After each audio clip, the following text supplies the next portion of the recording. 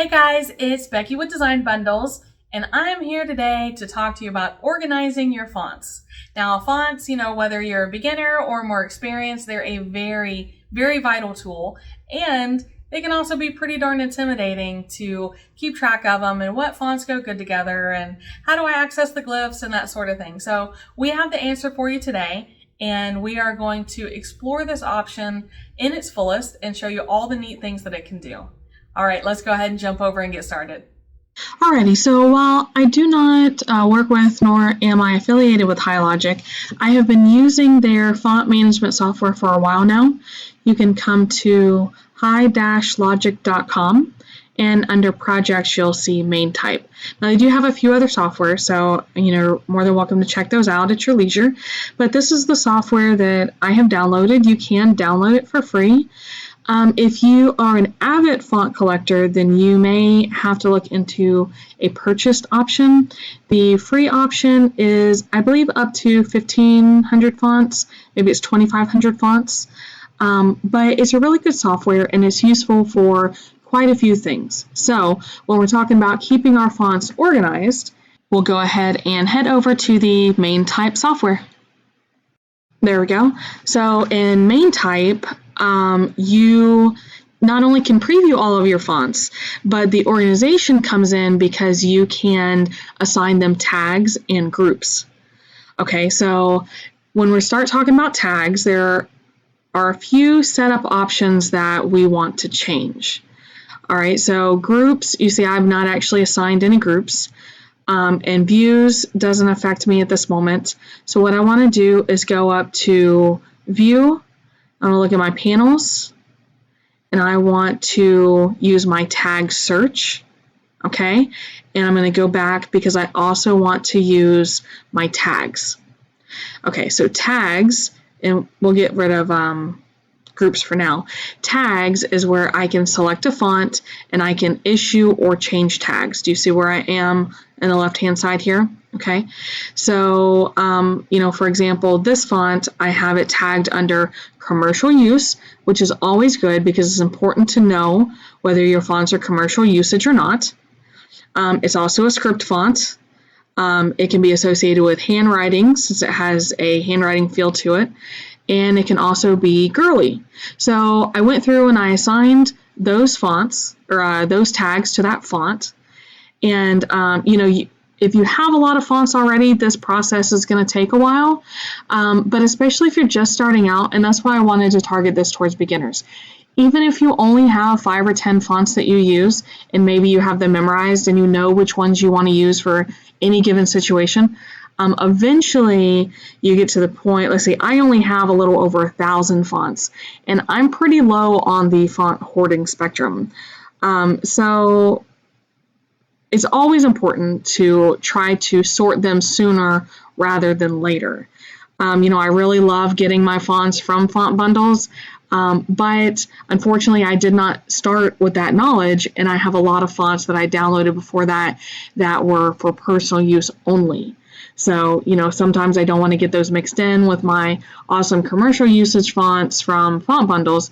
So what I can do is I can come up here. Now I have not finished my library, so it does show I only have 186 commercial use. That's not true, unfortunately.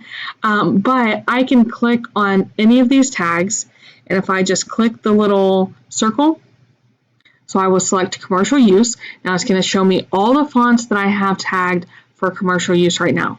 Now I want to narrow that down even more. So what I can do is maybe I want only my dingbat fonts.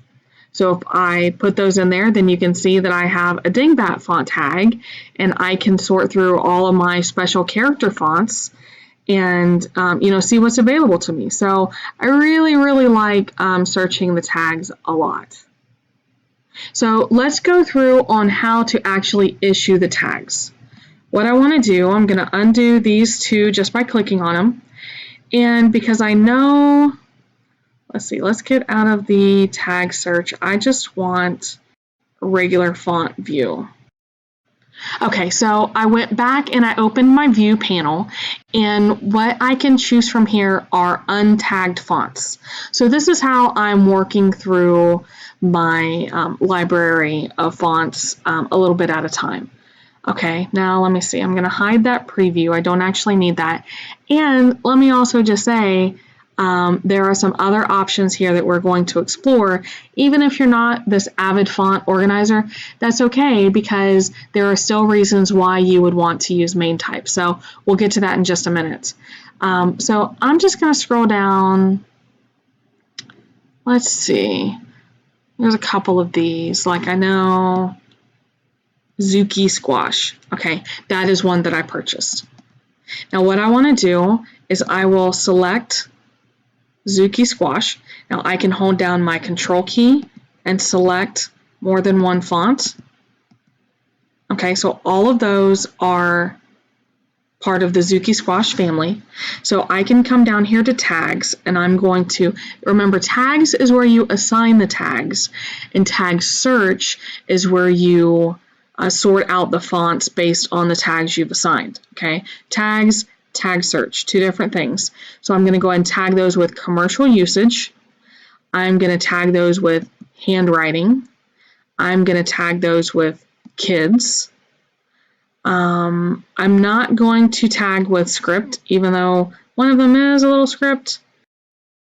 Okay, so then I'm going to select only a few. So the ones with glyphs and extras, I'll select those, and I will come back and I will add my glyphs tag. And then this one here in particular, the ornaments, I'm going to tag with dingbat.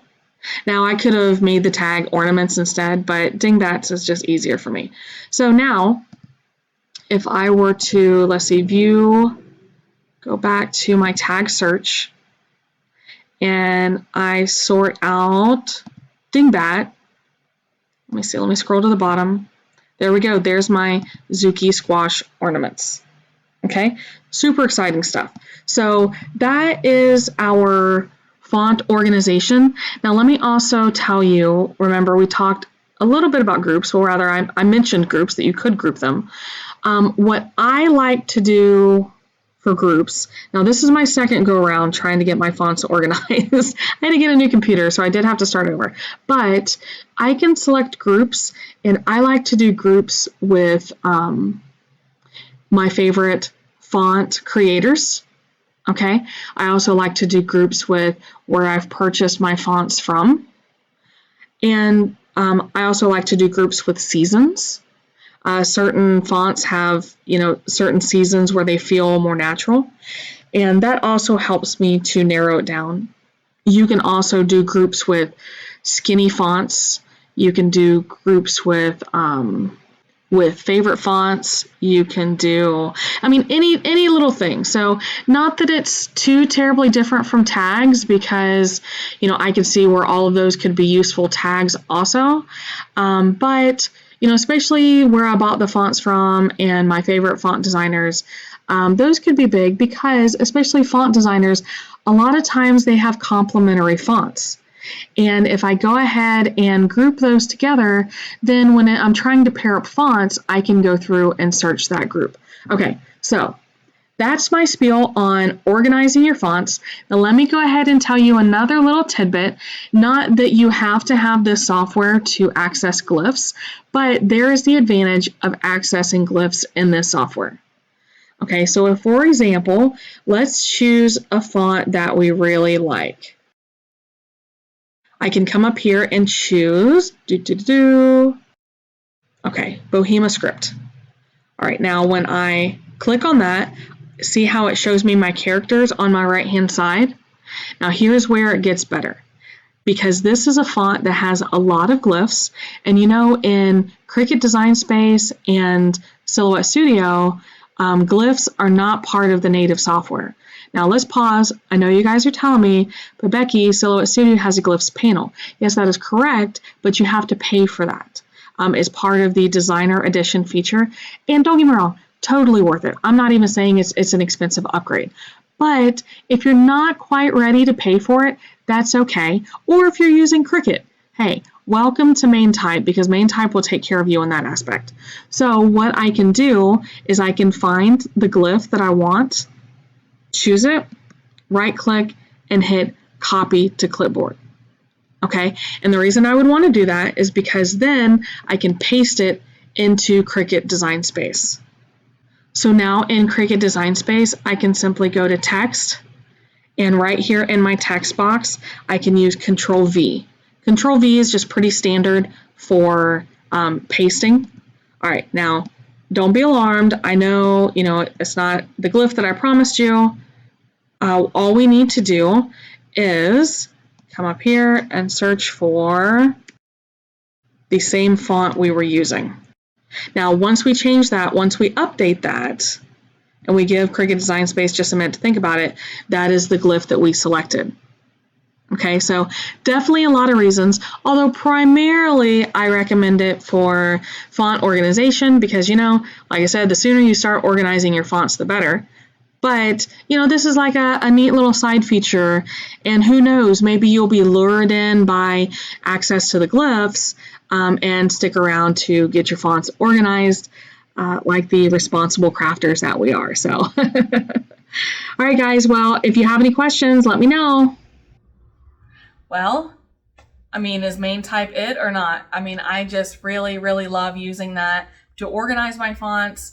It helps me pair up my fonts. It helps me access my glyphs. I just think it's an all-around tool that's great, whether you're using a Silhouette or Cricut, or really any sort of design software that you really need to keep track of your fonts for. And remember, it is so much easier to start as a beginner. So if I'm talking to you beginners out there, I really hope that you heed my advice, because once you get up there in the fonts, it starts to look like a much bigger project. So, all right, guys. Well, if you have any questions or comments, please make sure you leave them below. I do personally come back in and check with you guys. And of course, make sure you subscribe to the channel, because we have a lot of fun tutorials for you right around the corner. Thanks for watching, guys. We'll see you next time.